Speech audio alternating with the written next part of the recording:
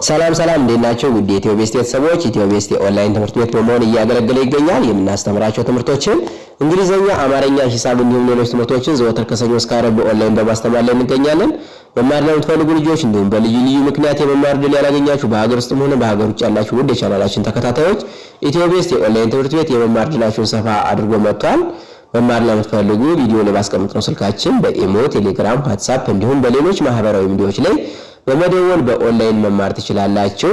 እንግዲህ ኢትዮ ቤስት የኦንላይን ትምህርት ቤት ጊዜና ቦታ ሳይገድበው በማንኛውም ቦታ ሆናችሁ ማንኛውንም የትምህርት አይነት በማንኛውም ሰዓት የምትከታተሉበት የኦንላይን የትምህርት ፕሮግራም ነው።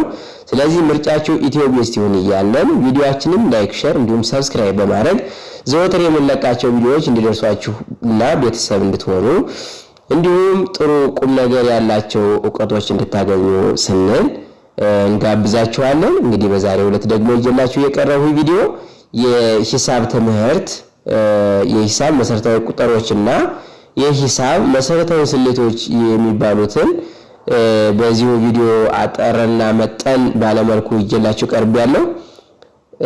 እንድትከታተሉን እያልኩኝ ቀጥታ ወደ ትምህርቱ እሄዳለሁ። እሺ እዚህ ላይ እንደምትመለከቱት መሰረታዊ የሂሳብ ቁጥሮች የሚባሉት 0 1 2 3 4 5 6 7 8 9 እደግመዋለሁ 0 1 2 3 4 5 6 7 8 እና 9 ናቸው። እነዚህ ምን ይባላሉ? መሰረታዊ የሂሳብ ቁጥሮች ይባላሉ። መሰረታዊ የሂሳብ ቁጥሮች። እሺ እነዚህ ደግሞ ማካፈል፣ ማባዛት፣ መደመርና መቀነስ እነዚህ ደግሞ መሰረታዊ የሂሳብ ስሌቶች ይባላሉ።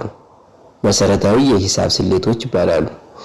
እንግዲህ መሰረታዊ የሂሳብ ቁጥሮች የሚባሉት ማንኛውም ቁጥር የምንጽፈው የምንዘረዝረው ከነዚህ ከ10 ቁጥሮች ማለትም ከ0 ከ1 ከ2 ከ3 ከ4 ከ5 6 7 8 እና 9 ከነዚህ ቁጥሮች እየደመርነን እየቀነስነን እያካፈልነን እያባዛነን የምናመጣው ቁጥር በእነዚሁ ነው። ከነዚህ የተለየ ነገር የለም። ሌሎች ደግሞ የሂሳብ ስሌቶች የሚባሉት ምን ቀንሰውም ምን ደምረውም ምን አባዛውም ምን አካፍለውም እነዚህ ቁጥሮች ነው። ሌላ አይደለም። ሌላ ምን ጨምረው የምንቀንሰው ነገር የለም። እንግዲህ ከዚህ በመቀጠል ደግሞ ሌላ ይዤላችሁ የቀረቡ እነዚህን መሰረታዊ ስሌቶች እንዴት ነው ማስላት የምንችለው? እንዴትስ ነው የምንጠቀማቸው? ህጋቸውስ እንዴት ነው የሚለውን ደግሞ አጠር ባለመልኩ እናየዋለን ማለት ነው። እሺ ከዚህ ላይ የማካፈልን የሂሳብ ስሌት በምንመለከትበት ሰዓት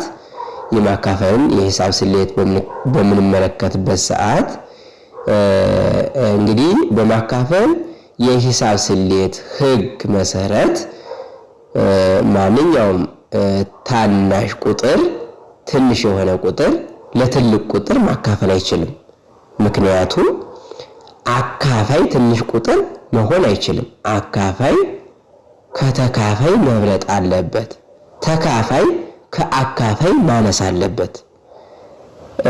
አለዚያ ከትንሽ ቁጥር ትልቅ ቁጥር ማካፈል አንችልም። ምሳሌ 0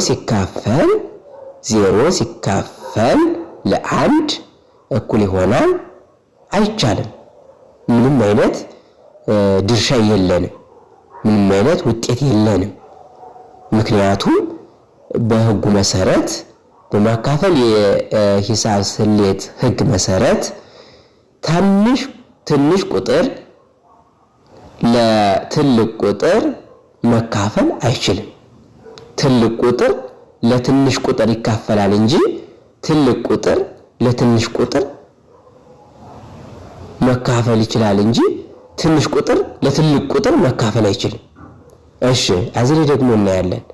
1 ሲካፈል ለ2 ይሆናል። አይቻልም፣ እንደዚህም አይቻልም። ምክንያት 1 ከ2 ታንሳለችና 1 ማናት? አካፋይ ናት። አካፋይ ከተካፋይ ማነስ አይችልም፣ መብለጥ እንጂ። ምሳሌ አሁን እዚህ ላይ 1 ሲካፈል ለ2 1 አካፋይ ናት አይደል? 1 አካፋይ ከሆነች ከ2 መብለጥ አለባት ማለት ነው። እሺ ከዚህ ላይ ደግሞ እናያለን 2 ሲካፈል ለ1። አሁን እዚህ ላይ ስትመለከቱት 2 ምናት? አካፋይ ናት። አካፋይ ከሆነች አካፋይ ከተካፋይ ከበለጠ ድርሻ አለው ወይም ውጤት አለው። አሁን እዚህ ላይ አካፋይዋ 2 ናት፣ ተካፋይዋ ደግሞ 1 ናት። 2 ሲካፈል ለ1 እኩል ይሆናል 2 ይሆናል። ምክንያቱም አካፋይ ከተካፋይ በልጧልና። እሺ ከዚህ ላይ ደግሞ 2 ሲካፈል ለ2። አሁን እዚህ ላይ ደግሞ አካፋዩም ተካፋዩም እኩል ናቸው። አካፋዩም ተካፋዩም እኩል ከሆኑ ስንት ይደርሳቸዋል? አንድ ይደርሳቸዋል። ስለዚህ ድርሻችን ማን ይሆናል? 1 ይሆናል። 1 እንግዲህ በዚህ መሰረት የማካፈልን ህግ በዚሁ ካየነው የማባዛትን ደግሞ በዚሁ እናያለን። ተከታተሉና በደንብ አድርገን እናያለን። እሺ በማባዛት የሂሳብ ስሌት ህግ መሰረት ደግሞ በማባዛት የሂሳብ ስሌት ህግ መሰረት 0 ሲባዛ ለማንኛውም ቁጥር 1 ሊሆን ይችላል፣ 2 ሊሆን ይችላል፣ 3ም ሊሆን ይችላል። ማንኛውም ቁጥር 0 ሲባዛ በማንኛውም ቁጥር እኩል ይሆናል 0 ይሆናል። እኩል ይሆናል 0 ይሆናል። እሺ ቀጣይ ማንኛውም ቁጥር 1 ሲባዛ በማንኛውም ቁጥር 1 ሲባዛ በማንኛውም ቁጥር 1 አብዥ ከሆነች ለማንኛውም ቁጥር እኩል ይሆናል ራሱ ቁጥሩ ይሆናል። የሚደመርም የሚቀነስም የለውም፣ ራሱ ቁጥሩ ይሆናል ውጤቱ ማለት ነው። እሺ እንደዚሁ ካየነው 2 ሲባዛ በ2 እኩል ይሆናል 4። አሁን እዚህ ላይ 2ን ስንት የተደመረ ማለት ነው? 2 ሲባዛ በ2 እኩል ይሆናል 4። እሺ አሁን እዚህ ላይ ደግሞ 2 ሲባዛ በ3 እኩል ይሆናል 6 ይለናል። 2 ሲባዛ በ3 እኩል ይሆናል 6። እንግዲህ 2ን 3 ጊዜ ነው የተደመረች። እዚህ ላይ 2 ሲደመር 2 ሲደመር 2 ስንት ይመጣል? 6 ይመጣል።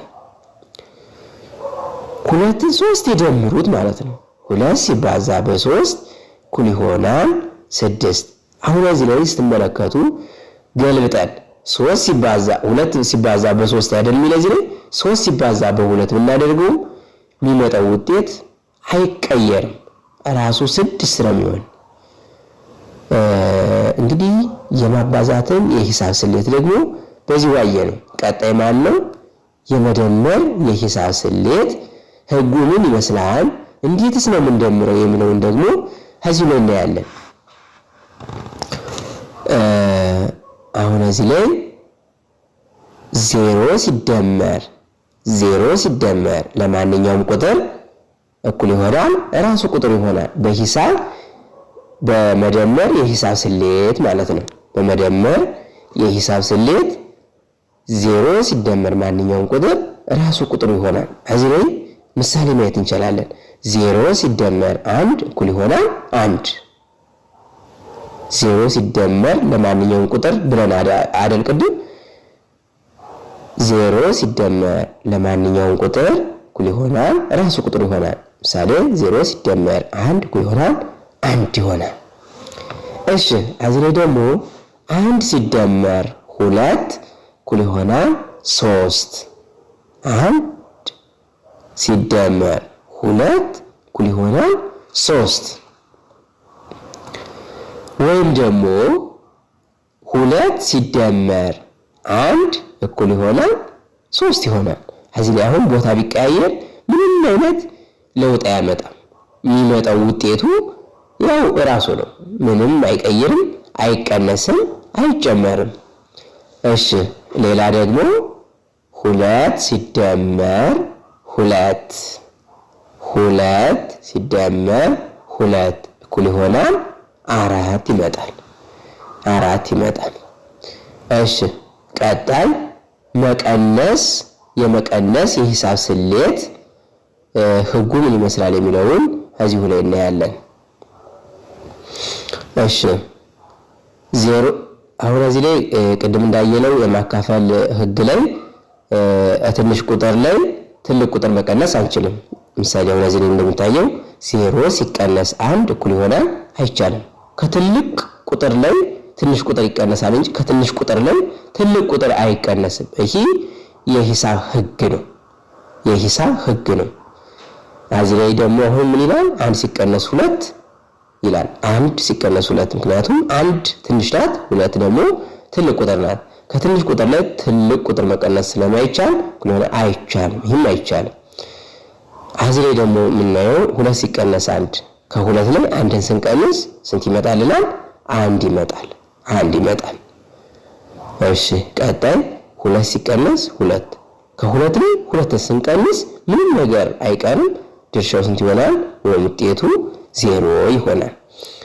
እንግዲህ ውድ ተመልካቾቻችን በዛሬው ዕለት ይጀላችሁ እየቀረብኩኝ የሂሳብ ትምህርት በመሰረታዊ የሂሳብ ቁጥሮችና መሰረታዊ የሂሳብ ስሌቶች የሚባሉትን በዚሁ መልኩ ይጀላችሁ ቀርቤያለሁ። እንግዲህ በሌላ ቪዲዮ እስከምንገናኝ በዛሬው ዕለት የሰራሁላችሁን ቪዲዮ ከዚህ ላይ አጠናቅቃለሁ። መልካም ጊዜ